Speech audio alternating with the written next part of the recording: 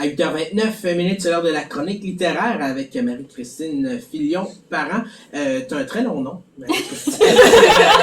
c'est le fun à dire, ça fait du temps. À la radio, faut qu'on fasse notre temps. C'est cool, ton nom, il fait faire du temps. Mais premièrement, salut. Allô! Excuse de t'attaquer de même un matin. C'était pas prévu, puis c'est pas rien contre toi. Mais tu nous présentes 2 livres ce matin, dont un tu vas commencer avec ça, Le destin de Cléopâtre de Sonia Alain. Oui, Le destin de Cléopâtre de Sonia Alain, c'est une publication chez Béliveau Éditeur. C'est récent, c'est 2024. Je l'ai choisi en fait parce que Sonia est originaire de Matane, Okay. donc vraiment de notre coin. Elle a déjà 21 romans publiés dans différentes maisons d'édition. Elle est reconnue notamment pour ses romances historiques, mais elle fait aussi de l'érotique, du thriller et de l'horreur. Donc, l'histoire aujourd'hui que je vous présente, Le destin de Cléopâtre, c'est bien sûr Cléopâtre. Tout le monde la connaît un peu, je dirais, mais Sonia a poussé vraiment loin ses recherches. Et dans ce roman, c'est Cléopâtre, à l'aube de ses 21 ans, elle doit fuir son royaume, en fait, parce que il y a un complot au niveau de sa famille pour l'assassiner et prendre le pouvoir. Parce que Cléopâtre, faut comprendre qu'elle était mariée à un de ses frères, Ptolémée, et que c'était eux qui s'occupaient du royaume. Par contre, ils voulaient prendre en charge le royaume. Donc, elle s'est sauvée. Sauf que César, notre grand César, la réclame à Alexandrie en même temps que son époux. On comprend que c'est un danger mortel que de se présenter, mais c'est impossible de refuser à César. Donc, on voit tout tellement beau.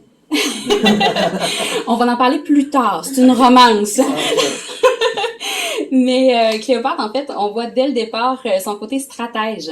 C'est une des choses qu'on met l'accent. Donc, pas juste le côté femme fatale qu'on a beaucoup retenu, mais vraiment tout son sens de la politique, ses stratégies. Parce que oui, elle va se présenter à Alexandrie. Et oui, ensuite, elle va voir César, elle va le rencontrer, mais elle va aussi mettre des plans en œuvre avec lui, on va dire ça comme ça.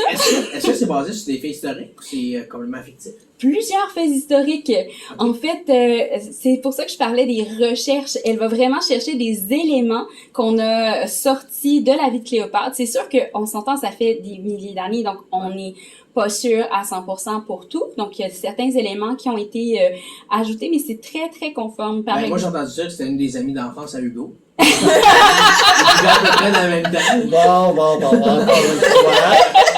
Je vais me sortir ma biographie d'ici la fin de la saison. C'est bon, je vais pouvoir la lire et la présenter. Ah oui, ben oui. Donc, en fait, ce que je vais vous parler aussi pour la plume, c'est que c'est super fluide. C'est agréable à lire, c'est riche. Donc, on va vraiment aller travailler le côté littérature est présent. Chaque personnage a son propre champ lexical. Donc, c'est super intéressant pour ça. Et c'est une narration omnisciente, c'est-à-dire à la 3e personne. Donc, on peut savoir ce qui va se passer avant que ça se passe. Le lecteur en sait plus que les personnages.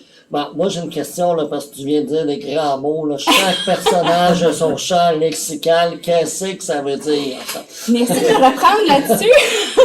Un champ lexical, je pourrais vous dire, c'est lorsqu'on parle, on va utiliser souvent des mêmes mots. Donc, par exemple, quand toi, tu vas t'adresser à moi, tu vas avoir des mots privilégiés. Si on parle avec un ado, il va avoir son lexique aussi. Je pense que vous en avez parlé un petit peu ce matin. Et si on va avec quelqu'un qui, par exemple, est en apprentissage du français, il va avoir parfois des accents qui vont être mis même à l'écrit. Donc, c'est ça un peu le champ lexical. Ça va être, par exemple, des adverbes, toujours les mêmes qui vont revenir, mais juste avec ces personnages-là. OK. Merci. Ça fait plaisir. Donc, tout ça pour dire, c'est un roman avec l'Égypte, politique, complot, détermination, combativité et bien sûr, l'amour qu'on va retrouver dans celui-là ici. Oui, ça nous prend toujours un peu d'amour quand même dans une histoire. Ça ajoute une touche de bonheur. Oui. Merci de nous avoir présenté ce livre de cette autrice de Matane. Sinon, une autre autrice, Mélanie Cousineau, qui y va de Adversaire en VR. Et c'est l'autre livre que tu me présentes. La couverture m'a fait penser, là, j'ai déjà vu ça quelque part, là, ce qui se passe à telle place reste à telle place. Là. Oui, en fait, vous parlez d'Amélie Dubois. Ah, donc, okay, ce qui se passe au Mexique reste au Mexique, ouais, des choses comme ça. C'est pas la même auteur, mais c'est la même maison d'édition. Okay, donc, bravo. Oui, mais ça, il me semble que ça me disait quelque chose. Donc oui, c'est chez Éditeurs Réunis. C'est une romance contemporaine publiée en 2024 et on est vraiment aussi dans le même type. C'est de la chick lit, ça aussi. Donc comme Amélie Dubois, qui est une des personnes qu'on entend beaucoup parler chez les Éditeurs Réunis. T'as dit un autre mot qui vient de m'accrocher l'oreille, c'est de la chiclite? C'est de la... Oui, chick lit, en fait, on peut parler de... Souvent, il y a de la romance, mais on va aller parler d'un quotidien qui est généralement avec des personnages féminins. J'ai dit généralement parce qu'il y en a que c'est pas le cas. Je pourrais peut-être vous en reparler dans la saison. Et on va beaucoup avoir d'éléments comme le retour au travail, les amitiés, du quotidien. OK, c'est bon. Merci de... Donc, Mélanie Cousineau, elle est de Varennes. Elle a environ 17 romans adultes ou ados qui sont déjà publiés. Et elle est reconnue pour ça, en fait, la littérature, je dirais, féminine, qui met en vedette les femmes, qui met en vedette aussi leur pouvoir chez les femmes, et le lectorat est surtout féminin aussi. Donc, aujourd'hui, Adversaire en VR, je l'ai choisi parce que il passe par Rimouski. Donc, Annabelle Girard est chroniqueuse bien-être. C'était une influenceuse et elle a été recrutée au magazine web Angela. Angela, c'est le nom de la patronne. Elle est extrêmement exigeante. Tu veux pas la contrarier. Et elle a décidé que Annabelle s'en va pendant une semaine en véhicule récréatif avec le chroniqueur spécialiste voyage, William. Vous devinez qu'il est sûrement insupportable. Ben oui. Oui, il doit être cute un petit peu aussi, là. Il faut qu'il y ait des qualités. Ah, ben c'est ça. C'est dans la littérature, moi je suis BookTok, là, je sais pas si vous connaissez. C'est les TikTok sur la littérature. Puis il y a des trucs comme les titres de relations. Donc moi je vais poser une question que souvent les gars vont pas comprendre, mais qui savent comprendre. Est-ce que c'est enemies to lovers? Oui! Ah! Non, c'est d'ennemis à amoureux. On va clarifier, je connais pas le terme, mais je parle en anglais.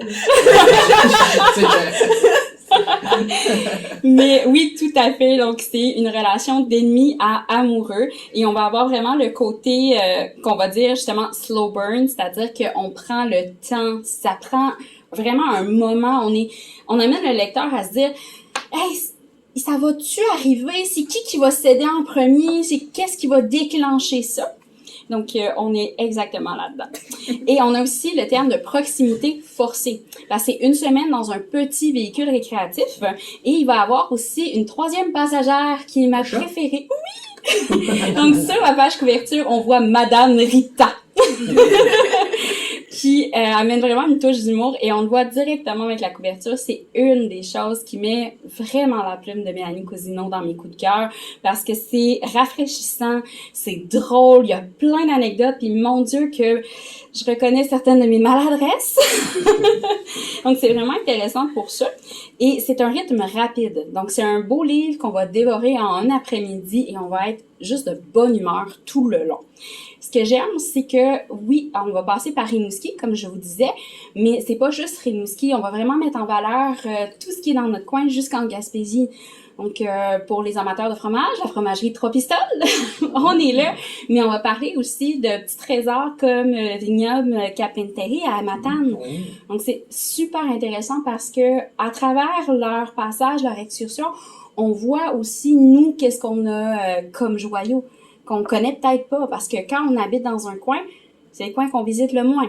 Donc là, ça nous permet d'encourager local aussi.